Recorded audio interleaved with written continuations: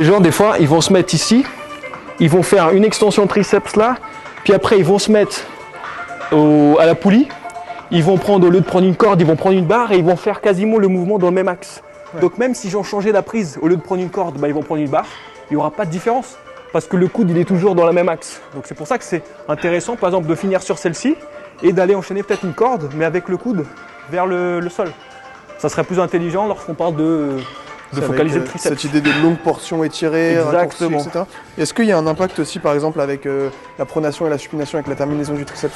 Alors, sur le travail? Pas forcément, parce que du coup, justement, ce qu'il y a, c'est que bon, on a le radius, l'ulna, donc en gros, il n'y a pas de terminaison. Lorsqu'on fait ce changement, il n'y aura pas trop de différence. À partir du moment que le coude est directionné vers le sol, qu'on prenne en supination ou en pronation, il n'y aura pas forcément de différence. Par contre, c'est vrai que si tu souffres de douleurs, d'épicondylite latérale par exemple, bah, peut-être que le fait de faire cette supination, ça va te libérer un peu plus et t'éviter ces douleurs. Donc pourquoi pas faire ça lorsque tu fais le dos par exemple et tu veux faire dos triceps, bah, tu fais tes mouvements de tirage et après tu vas faire donc des extensions triceps, supination pour éviter de sursolliciter l'épicondyle.